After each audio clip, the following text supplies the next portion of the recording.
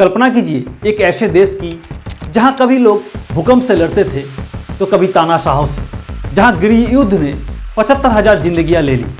और वही देश आज दुनिया का पहला ऐसा राष्ट्र है जिसने बिटकॉइन को कानूनी मुद्रा बना दिया। ये कहानी है एल सल्वाडोर की, एक छोटा सा देश लेकिन इतिहास बहुत बड़ा। नमस्कार दोस्तों, आज हम इस वीडियो में बात करने वाले हैं एल सल्वाडोर की इतिहास की, माया सभ्यता से लेकर खूनी गृह युद्ध और फिर बिटकॉइन रिवॉल्यूशन तक। वीडियो को अंत तक जरूर देखें क्योंकि वीडियो के आखिर में हम बताने वाले हैं कैसे ये छोटा सा देश दुनिया में एक इकोनॉमिक एक्सपेरिमेंट बन चुका है।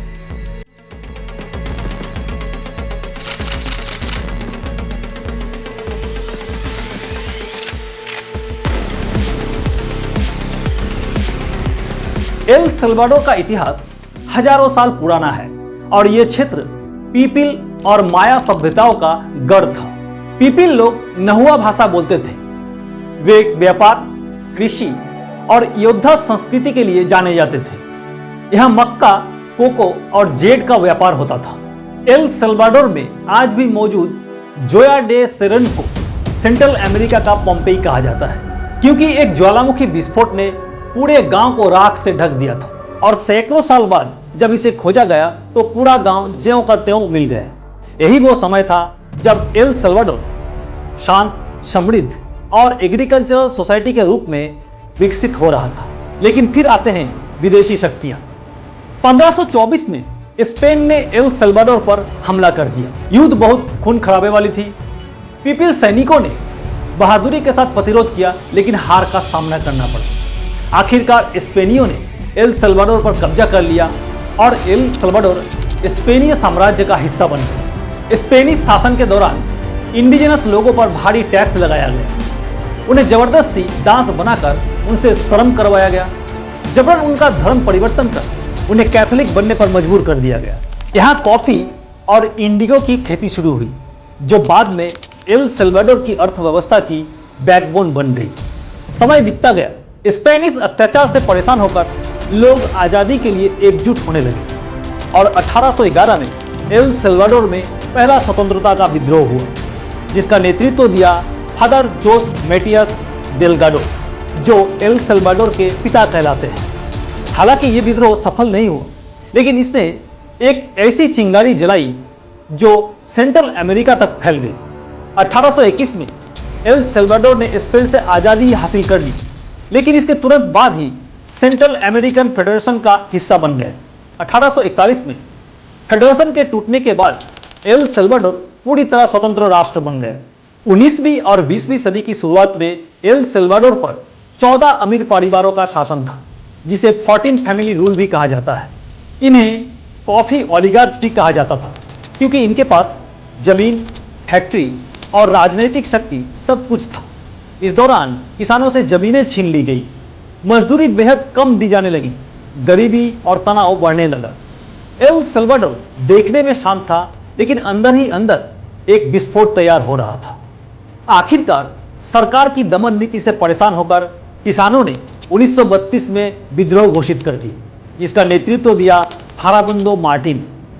विद्रोह को दबाने के लिए सरकार के द्वारा हिंसा का प्रयोग किया गया और 30,000 से भी ज्यादा किसानों को मार दिया गया। इस घटना को ला माटंजा यानी द मैसाकर कहा जाता है। 1970 से 80 के दशक में एल सल्वाडोर एक बम की तरह फट गया। भ्रष्टाचार, गरीबी और सैन्य दमन ने लोगों को हथियार उठाने पर मजबूर कर दिया। एक ओर सरकार थी, दूसरी ओर FMLN यानी फाराबुंदो मार्टी नेशनल लिबरेशन फ्रंट नाम की एक गुरिल्ला सेना। 12 साल तक युद्ध चला। 75,000 से ज्यादा लोग मारे गए, लाखों लोग बेघर हो गए। अमेरिका ने सरकार की सैन्य सहायता की। पूरी दुनिया इस युद्ध को देख रहा था लेकिन किसी के पास समाधान नहीं था। आखिरकार 1992 में एक पीस एकॉर्ड में हस्ताक्षर हुए और गृह युद्ध समाप्त हुआ। FMLN बाद में एक राजनीतिक पार्टी बन गई। गृह युद्ध के बाद देश लोकतंत्र की ओर कदम बढ़ाए, चुनाव होने लगे, मीडिया को स्वतंत्रता मिली, संस्थान धीरे धीरे मजबूत हुए, लेकिन समस्याएं अभी भी वही थी। भ्रष्टाचार, गरीबी, कमजोर अर्थव्यवस्था और सबसे बड़ी MS-13 और बैरियो 18 जैसी गैंग्स का आतंक। एल सल्वाडोर दुनिया के सबसे खतरनाक देशों में जाना जाने लगा। 2019 में नायब बुकेले राष्ट्रपति बने। वे पारंपरिक पार्टियों से अलग थे और सोशल मीडिया पर बेहद लोकप्रिय। उन्होंने देश को अपराध से मुक्त करने के लिए मेगा प्रिजन बनवाए, मास अरेस्ट की, गैंग्स क्षेत्र में सेना तैनात की। क्रिटिक्स कहते हैं कि इससे नागरिक स्वतंत्रता में कमी हुई, लेकिन सपोर्टर्स कहते हैं एल सल्वाडोर अब दुनिया के सबसे सुरक्षित देशों में शामिल हो गए। 2021 में एल सल्वाडोर ने दुनिया को चौंका दी। इसने बिटकॉइन को लीगल टेंडर घोषित करने वाला पहला देश बन गया। इसका मतलब आप बिटकॉइन से सामान खरीद सकते हैं, सरकार टैक्स बिटकॉइन से ले सकती है, पर्यटन को बढ़ावा मिला, पूरे देश में बिटकॉइन ATM लगाए।